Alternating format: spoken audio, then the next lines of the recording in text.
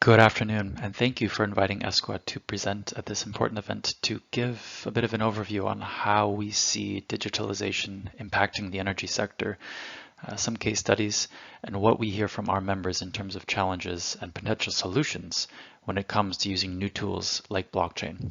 We have a new report launching in the coming weeks, which will elaborate more on all of the points that you'll hear from me today.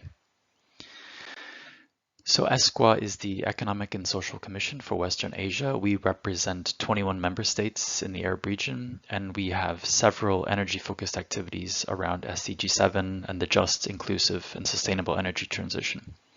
Today, I'll talk about our work around sustainable energy systems, specifically innovative digital technologies in the power sector. So we take a holistic approach to digital innovation, and today I'll speak mainly about blockchain, but it's important to view these technologies as part of a toolbox to be used in conjunction where IoT devices are generating vast amounts of granular data. Blockchain is facilitating secure transactions, and AI is helping to analyze data and execute decision making. And we also don't see digitalization per se as a disruption, but rather a tool or an enabler to manage disruption from increasing decentralized generation and transport sector electrification. We also try to focus mainly on improving livelihoods. So the average person doesn't really need to understand the underlying technology, but the important thing is that the benefits of these emerging technologies are clear for people and for decision makers in the Arab region and elsewhere. And I think this is where ECE's Digitalization Task Force is really playing an important role. So firstly, it's important to note that blockchain is a technology, not a panacea, and we need to first identify areas where it actually makes sense to use decentralized solutions.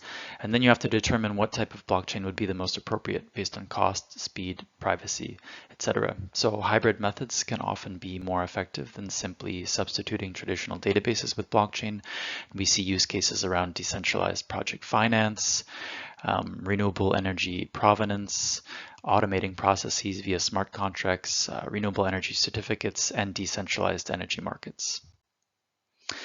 Our upcoming report that I mentioned on the role of blockchain in the sustainable energy transition in the Arab region goes into detail about everything I mentioned today, and it's actually complete and should be on ESCWA's website in the coming weeks. So we've been working on this topic in coordination with ECE, I should mention, for over the past year, starting with an expert group meeting last fall and a workshop a few months ago with the participation of ECE's Digitalization Task Force and other experts from around the world. So in the Arab region, the UAE is an innovator when it comes to experimenting and implementing blockchain technology, as well as artificial intelligence. And just a few months ago, the UAE Minister of Climate Change and Environment announced it will establish a national system for issuing and registering carbon credits. This includes creating a licensed platform and leveraging blockchain technology to ensure the safe and efficient production of carbon credit registration system documents. So Her Excellency Ms. Miriam Al-Miri, Minister of Climate Change and Environment, said the highest levels of transparency would be used to monitor carbon credits, hence the choice of blockchain. And in fact, their upcoming UAE State of Energy report, which we just had the opportunity to review, has an entire section devoted to the use of novel digital technologies in the energy sector, with a special focus on artificial intelligence. In Dubai, the Electricity and Water Authority already uses blockchain and AI to automate processes and is also building out a national charging network built on blockchain to increase transparency. And as the Arab region develops its sustainable hydrogen production capacity, blockchain will also have a role to play in tracking these fuels and ensuring their green credentials, specifically for buyers in Europe. And I know Spanish multinational Acciona has developed the first platform to guarantee the renewable origin of green hydrogen. The new platform, Green H2 Chain, is aimed to enable customers from anywhere around the world to verify and visualize the entire green hydrogen value chain in real time. And we think this will be quite useful for member states in the Arab region as well.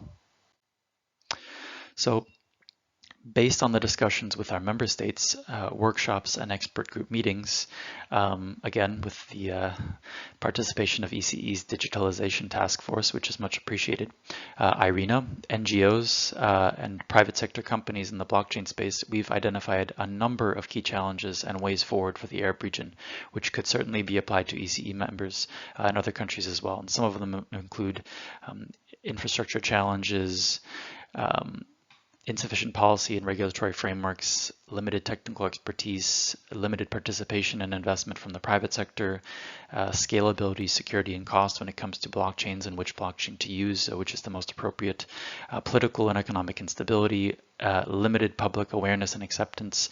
This is one of the key ones, and also cross-cutting challenges. And the limited awareness and acceptance also applies to decision makers in the energy space.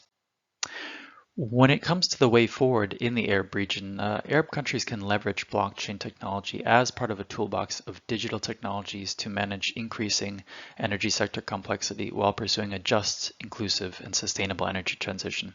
Successful use cases are already being implemented globally and should be adapted and adopted within the region to accelerate progress.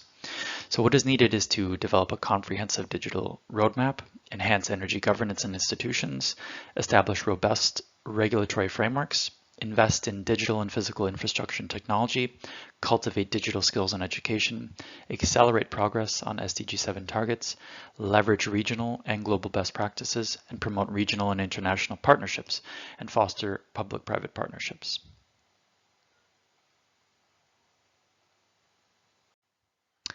Finally, I'd like to take this opportunity to thank ECE for inviting ESCWA to present, and in particular, Mr. Dario Lagudi, Director of the Sustainable Energy Division, and also my good friend Igor for managing this important work on digitalization. And I look forward to our continued collaboration on this topic. Thank you very much for your time.